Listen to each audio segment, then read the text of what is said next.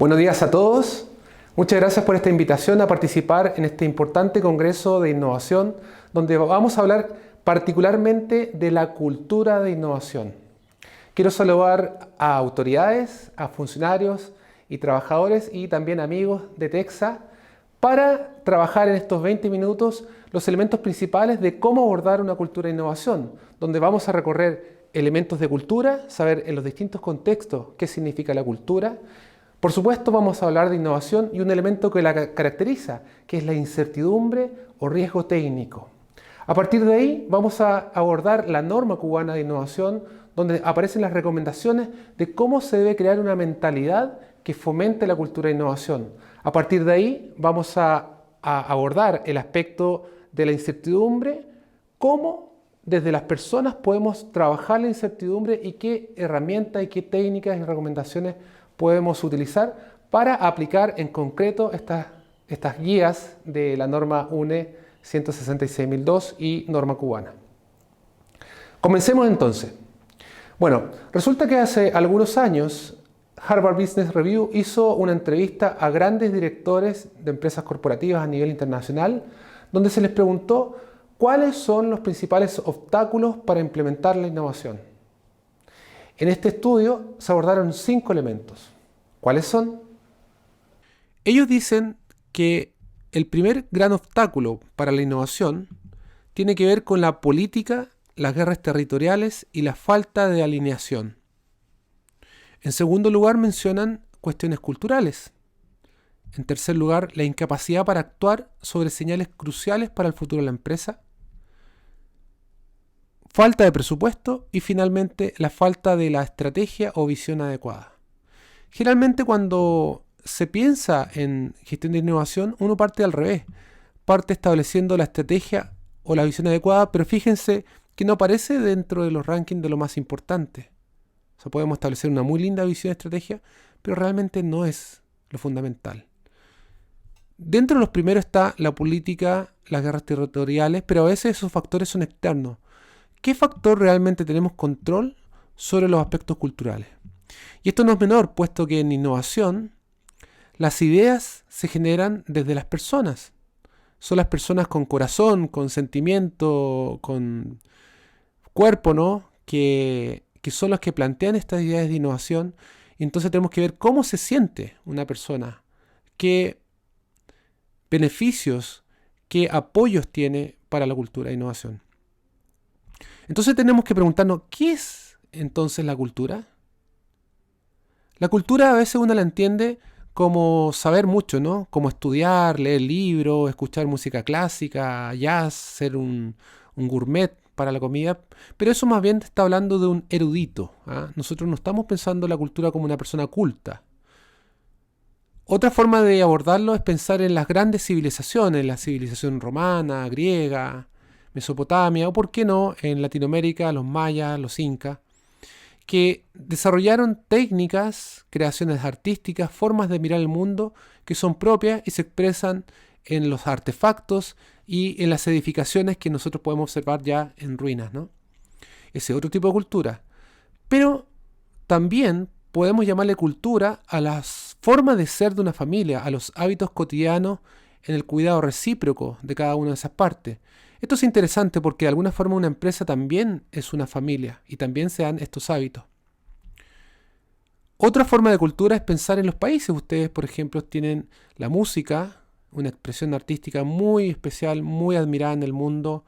También las personas también tienen una forma particular de ser, una forma de hablar, una forma de vestirse, hábitos de comida, ciertos platos que les gustan, etcétera. Eso también es cultura y es propio de un país y también, por supuesto, los gustos, en este caso, por ejemplo, los habanos, que es algo muy particular de Cuba. Eso también forma parte de la cultura, las expresiones culturales, artísticas, literarias y expresiones de la técnica, ¿no? Ahora, si hablamos de una organización, las organizaciones también tienen una cultura, ¿no? Que se refleja desde los colores, desde la forma de presentarse y, por supuesto, sobre los procedimientos, los códigos de conducta, las prácticas comunes de funcionar y que están relacionados con el ámbito de acción técnico, en este caso de Texas. Ahora, si hablamos de innovación, tenemos que hablar de cómo la cultura ayuda a que generemos ideas, que generemos innovaciones, cosas interesantes.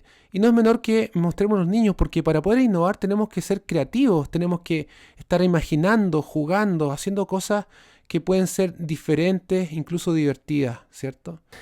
Hemos visto entonces los distintos contextos de la cultura. Por una parte, una persona culta, la cultura como civilización, la cultura en la familia y la cultura en las organizaciones. ¿Cómo entonces se relaciona la cultura con la innovación? Veamos. La innovación tiene que ver con las cosas nuevas, ¿no?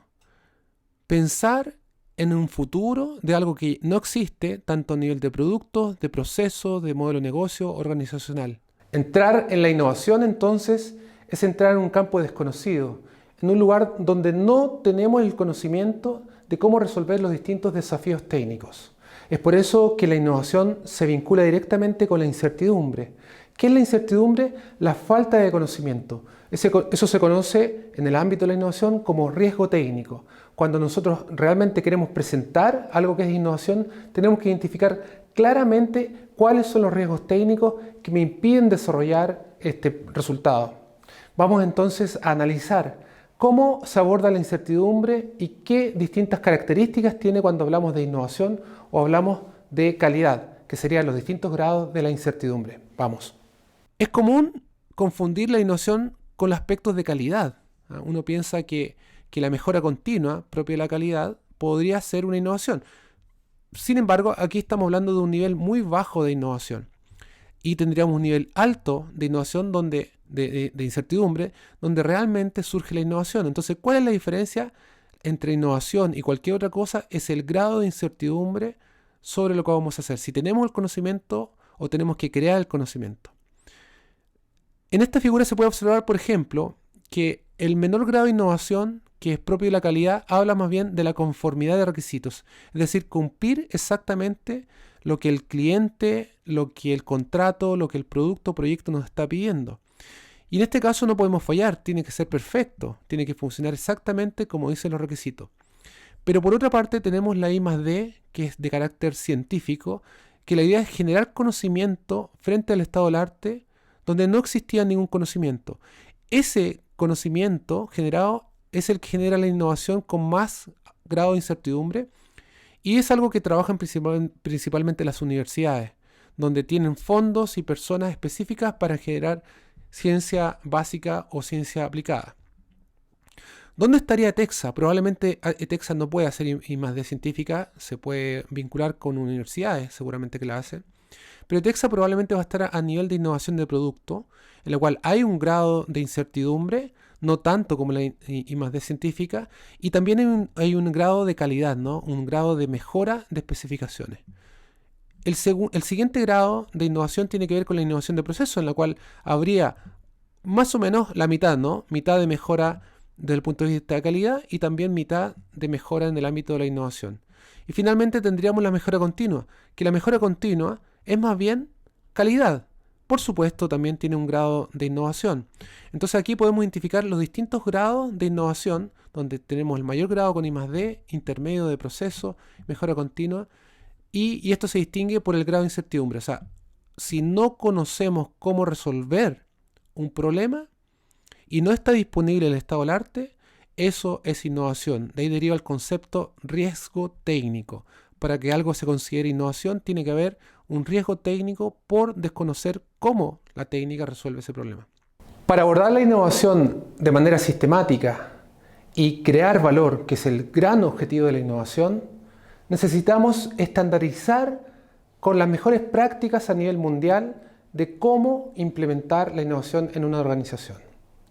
Es por eso que en Cuba se ha implementado la norma cubana 1307 del año 2022, que está homologada con la norma UNE 166.002 del año 2021 y, por supuesto, a nivel mundial con la ISO 56002. Es decir, tenemos los mejores estándares mundiales para abordar la innovación.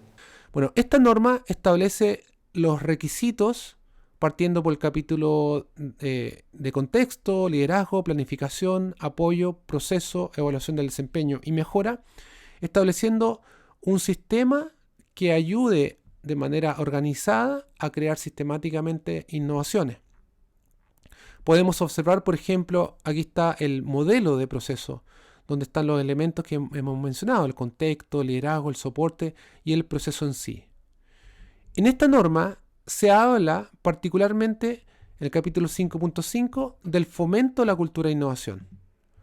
¿Cuáles son los elementos que considera el fomento de la cultura de innovación? El apoyo a la creatividad, la comunicación, la transparencia y el fomento de la colaboración, la conciencia del conflicto y la tolerancia frente al fracaso. Veamos cada uno de ellos. Por ejemplo, el apoyo a la creatividad se refiere a que hay que estar incentivando el desarrollo de nuevas ideas y concediendo tiempo para esta actividad, creando un entorno de trabajo constructivo y positivo que fomente la aportación de ideas, desarrollando sistemas de reconocimiento y de incentivo para las ideas de éxito, mostrando a los miembros de la organización cómo compartir y promover sus propias ideas. El segundo aspecto que menciona la norma es la comunicación, es decir, apoyando el intercambio abierto y franco de ideas y soluciones entre el personal. El tercero, la transparencia y el fomento de la colaboración tiene que ver con la cooperación entre las distintas partes interesadas internas y externas. Es esencial para la innovación. Una organización que respalde la innovación fomenta la colaboración, alimenta el respeto mutuo y proporciona medios para la comunicación. La conciencia del conflicto. Cierto nivel de conflicto fomenta el debate y la creatividad y resulta esencial para el proceso de innovación. Debería gestionarse de forma activa como fuente potencial de innovación. La tolerancia frente al fracaso. La organización debería aceptar que la innovación implica un cierto grado de incertidumbre y por tanto de riesgo.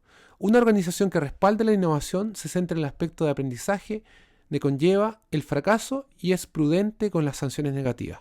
Hemos visto entonces los 5 elementos que recomienda la norma cubana respecto a crear una mentalidad que fomente la cultura de innovación: creatividad, comunicación, colaboración, conciencia de conflicto y tolerancia al fracaso. Estas son recomendaciones, es decir, qué debe hacer o qué debería hacer en este caso la organización. La pregunta es, ¿cómo lo hacemos en la práctica? ¿Cómo podemos tomar estas recomendaciones y realmente aplicarlas dentro de Texa? Veamos. Recordemos que la innovación tiene que ver con avanzar sobre campos desconocidos, que tienen mucha incertidumbre. Imaginémonos un poquito que esa incertidumbre es como navegar en alta mar, con un mar tempestuoso, que a lo mejor hay nubes, nos perdemos, no tenemos la brújula, ni un sectante, ni nada para poder organizarnos. Entonces tenemos que saber cómo poder navegar en aguas turbulentas, porque eso es realmente la incertidumbre. Tenemos que saber enfrentar mares tempestuosos, en la cual no sabemos qué es lo que va a pasar detrás de esa tempestad y tenemos que llegar a una meta, que es lograr un resultado. La incertidumbre es un factor muy importante para el desarrollo del ser humano y de los países. Si las cosas fueran ciertas, si nosotros supiéramos exactamente qué es lo que va a pasar, no habría creatividad, no habría desarrollo de soluciones nuevas. Siempre estaríamos de una manera estable. Resulta cuando hay dificultades, cuando las cosas son complejas, aparece lo incierto. Entonces, desde ahí, el ser humano dice, bueno, ¿cómo voy a resolver este problema? Y empieza a crear técnicas, y empieza a investigar, y empieza a analizar cómo abordarlo ahí. De eso trata la innovación. Ahora el tema, ¿qué tipo de personas puede trabajar en la innovación? Y mejor aún, ¿cómo creamos una cultura para que toda la organización se oriente a ese tipo de innovación donde hay un alto grado de incertidumbre o relativo a lo que ustedes quieran desear? Para eso entonces necesitamos crear un tipo de persona en particular, tanto a nivel de trabajador como también a nivel de jefatura. Es lo que se conoce como crear una mentalidad. ¿Qué es una mentalidad? Es una forma de ser, una forma de actuar, una forma de pensar. Es una forma muy particular de ver el mundo. En el mundo existen 2 grandes mentalidades orientadas en la innovación: la mentalidad fija y la mentalidad de crecimiento. ¿Qué es la mentalidad fija? La mentalidad fija es cuando uno cree que nace con ciertas condiciones, con ciertas capacidades, y esas nunca se pueden modificar, son siempre de la misma forma. La mentalidad fija no se sorprende de las cosas nuevas, simplemente quiere estar tranquilo y dice, bueno, esto es lo que he aprendido, no tengo nada más que aprender, esto es lo que soy. En cambio, una mentalidad de crecimiento es una mentalidad ambiciosa, es una persona que le gusta los nuevos desafíos, que se sorprende, que de alguna forma es curioso, es como un niño también. Y la mentalidad de crecimiento piensa que siempre puede ir modificando. Las condiciones que traía desde el comienzo no necesariamente son las que le van a acompañar durante todo su ciclo de vida y se esfuerza por aprender, por conocer y por descubrir cosas nuevas. Por ejemplo, la mentalidad fija ante retos, ¿qué es lo que hace? Evita los retos.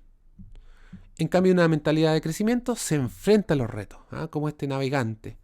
Ante el fracaso, la mentalidad fija evita el fracaso y tiene miedo a equivocarse. Es decir, Colón jamás hubiera descubierto América por eso. En cambio, una mentalidad de crecimiento desean aprender aunque cometan errores. La mentalidad fija ante los obstáculos se rinden fácilmente y se devuelven. En cambio, una mentalidad de crecimiento persiste ante las dificultades. Respecto al esfuerzo, una mentalidad fija ve el esfuerzo como algo ineficaz. En realidad, ¿para qué voy a hacer esto si esto no resulta? Dice. En cambio, una mentalidad de crecimiento ve el esfuerzo como el camino hacia el aprendizaje. Respecto a las críticas, la mentalidad fija ignora la retroalimentación, o sea, no toman en cuenta el apoyo, los comentarios de sus compañeros, de su jefatura o sus clientes. En cambio, una mentalidad de crecimiento aprende de la retroalimentación. Y respecto al éxito de otras personas, la mentalidad fija se sienten amenazados con el éxito de otras personas, incluso surge la envidia. Yo no quiero que le vaya bien, qué mal, etc. En cambio, la mentalidad de crecimiento encuentra inspiración en el éxito de otras personas. Entonces tenemos los dos tipos de personalidades.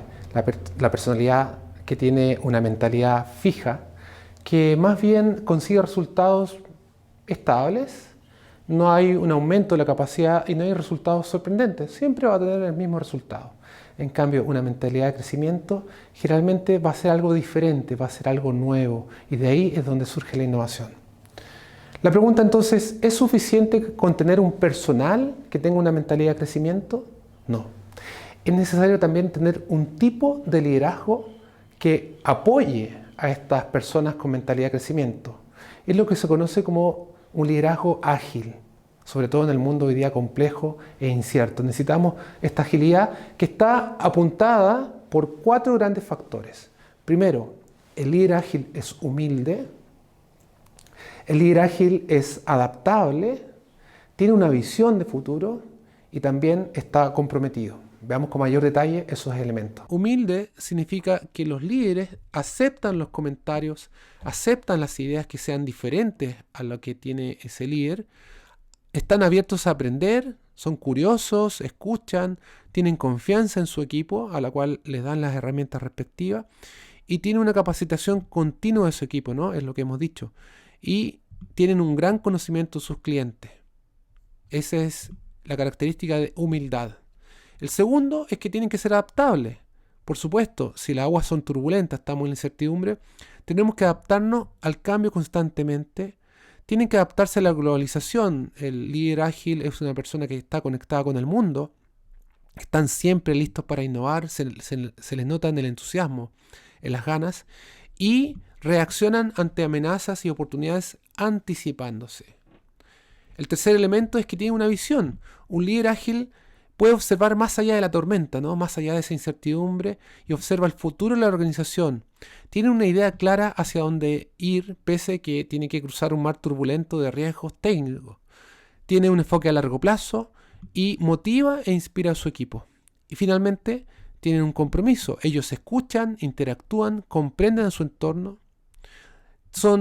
utilizan una comunicación eficaz y están comprometidos con los clientes, proveedores, personal, etc. Entonces tenemos 2 grandes elementos, se fijan, por una parte la mentalidad de crecimiento del personal y los líderes ágiles necesarios. Finalmente, ¿cómo aporto a la cultura de la innovación como funcionario, jefatura, personal de Texa? Consideremos la siguiente tabla. Por una parte tenemos la percepción, que puede ser tanto positiva como negativa de la innovación y la cultura, y tenemos un comportamiento por una parte pasivo o activo. Si yo soy una persona que trabaja en Etexa, podría decir, mira, en realidad yo no le creo esto de la innovación, tengo una visión bastante negativa, pero no se lo digo a nadie, no hago nada. Entonces, ¿qué hacen? Ellos son en realidad son las víctimas del sistema de la innovación. Se quejan del cambio, pero no lo hacen abiertamente, lo hacen en los pasillos, callados, ante el público. Pueden decir que sí, pero finalmente no avanzan porque no creen en la innovación. Lo otro serían es que tienen una percepción negativa, no, esto no sirve, pero son activos, ellos bloquean, dicen, no, esto no hay que hacerlo, esto no sirve, siempre lo hemos hecho de tal forma, por lo cual no podemos incorporar estas innovaciones. Ellos están abiertamente en contra del cambio. Luego tenemos los que son positivos, una percepción positiva, pero tienen un comportamiento, veamos ahí, pasivo. Estos son los turistas. Es decir, animan el cambio, pero mientras no les toque. O sea, están en silencio, calladitos, pero si no les toca, no hacen nada. Y finalmente tenemos los apóstoles. Ellos tienen una visión positiva de la innovación y son activos. Los apóstoles son los que se apropian del cambio y predican y aplican. ¿De quién entonces es la responsabilidad de crear una cultura de innovación? De ustedes, de nosotros. Tenemos que ser apóstoles para difundir la innovación. Entonces, en este taller, ¿qué hemos visto? Hemos visto, primero, las distintas concepciones de la cultura. Vamos a concentrarnos que la cultura es el conjunto de hábitos cotidianos que sucede, ya sea en una familia o en una organización o incluso un país. En segundo lugar, hemos hablado de la innovación, que la innovación tiene que ver con ver el futuro, ver cosas nuevas, tanto de productos, procesos, modelos de negocio. Y una característica fundamental de la innovación es la incertidumbre, porque avanzamos sobre temas desconocidos, sobre cosas que no sabemos cómo resolverlas, y ahí viene la creatividad, la inventiva, la investigación y la ciencia a crear nuevo conocimiento y poder resolverlo, lo que se conoce como identificar el riesgo técnico. La incertidumbre, que es la característica principal de la innovación, nos presenta un desafío. Tenemos que saber navegar en esa incertidumbre con un personal que tenga una mentalidad de crecimiento, que quiera ir sobre cosas nuevas, que tenga curiosidad, que tenga ganas de crecer, ¿no? que piense que va más allá de los conocimientos básicos que trae. Pero para eso también tiene que ser acompañado por un líder ágil, que sea humilde, que sea adaptable, que sea comprometido y que sea visionario. Y para eso necesitamos que todos en su conjunto seamos realmente apóstoles del sistema. Bueno, yo mientras me voy a tomar un cafecito, ustedes piensan qué es lo que van a hacer en la organización y por supuesto con un rico café cubano. Muchas gracias a todos.